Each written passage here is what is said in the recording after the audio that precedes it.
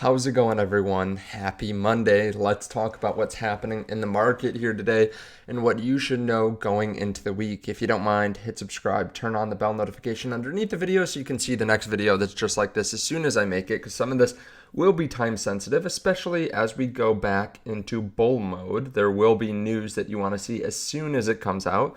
Also, if you do see news as soon as it comes out, you might want to trade on leverage. There's a link to Margex underneath the video. When you can see, or when you do see news that comes out and you're like, dang, that is really good for crypto, you could put on a long position.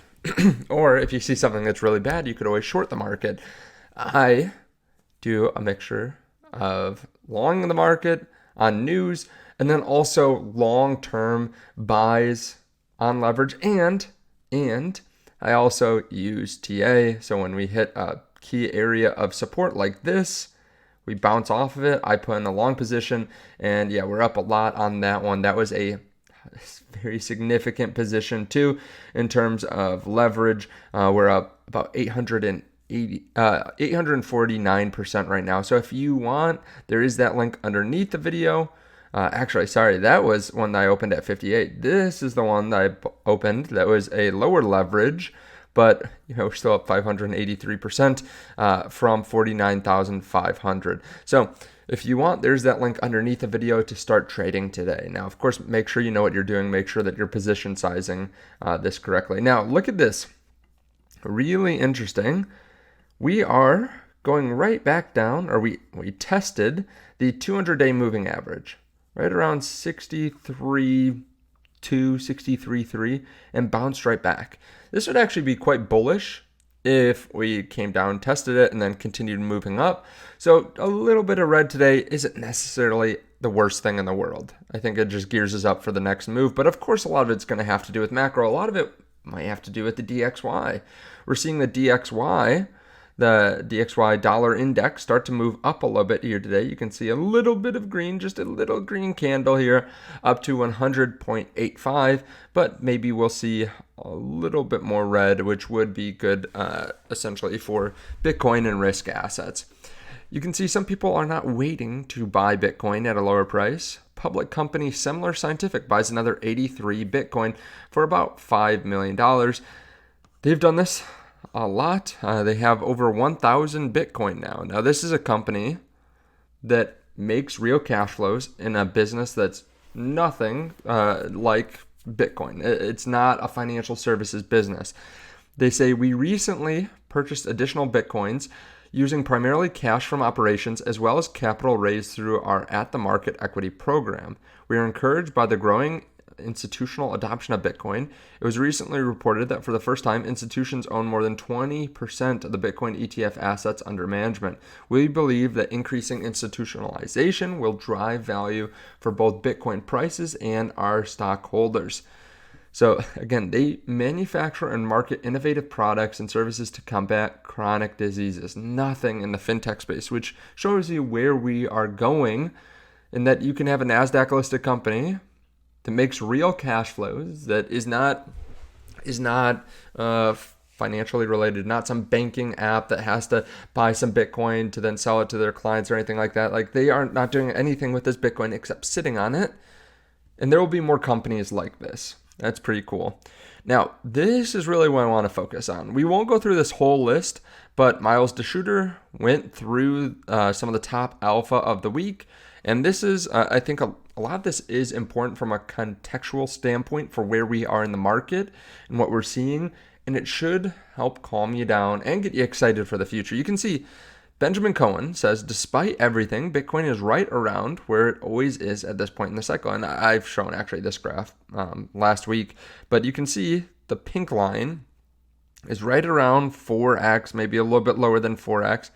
This is from the market bottom, which means that if we do anything like last cycle, we should see another about 5x from here. If we saw what we saw a couple cycles ago, we would see more like a 25x from here, which is nuts. I don't know too many people that think we're going 25x, but hey, maybe. I think maybe a nice 3 or 4x from here would be awesome. Total stablecoin supply is the highest it's been in 2 years. Total stablecoin supply has grown to over 160 billion for the first time in 2+ years and is approaching its all-time highs. What a time to be on chain, as you can see. And most of this is Tether. A lot of the stablecoin right now, Tether has just blown up in terms of people using it, and then obviously there's some USDC as well. But you can see where it's distributed or where people have it here, like DeFi, CeFi, centralized exchanges, bridges, layer 2s, etc. The Fed pivot is officially here. We spent a lot of time on this, but obviously the Fed is pivoting to a lower interest rate environment. We saw Jerome Powell be extremely dovish on Friday. The froth has been wiped out of the altcoin market. There's a lot of room to run. This is interesting. This is a dominance by open interest. So it shows you how much open interest, which is just like bets, long or short. It doesn't distinguish between the two, but it shows you how much is from Bitcoin and how much is in altcoin. So it maybe shows how degen the market is. And you can see that Bitcoin is the majority of the market now, compared to like everyone was betting on altcoins. They kind of got wiped out, and now it's at a more respectable level of maybe 30% as opposed to 45 or 50% before. And we also see just retail sentiment pretty low. So obviously there's crypto Twitter that, there are a lot of people that continuously follow people and comment and give their input on Twitter. We also see that on YouTube. We have a really solid community here of people that watch most videos, but there's still a lot of people that left last cycle that haven't come back. And there are also there are a lot more views in a bull run. Like last bull run, we were getting maybe 40, 50,000, 60,000 views every single video for a couple months. Even at the peak, maybe 100,000, 200,000 views pretty regularly on videos. And now we're getting 20,000, maybe 30, 30,000 views on a really good video. But yeah, Alex Becker says YouTube is amazing for gauging the sentiment of mainstream. Is 10 tier bad?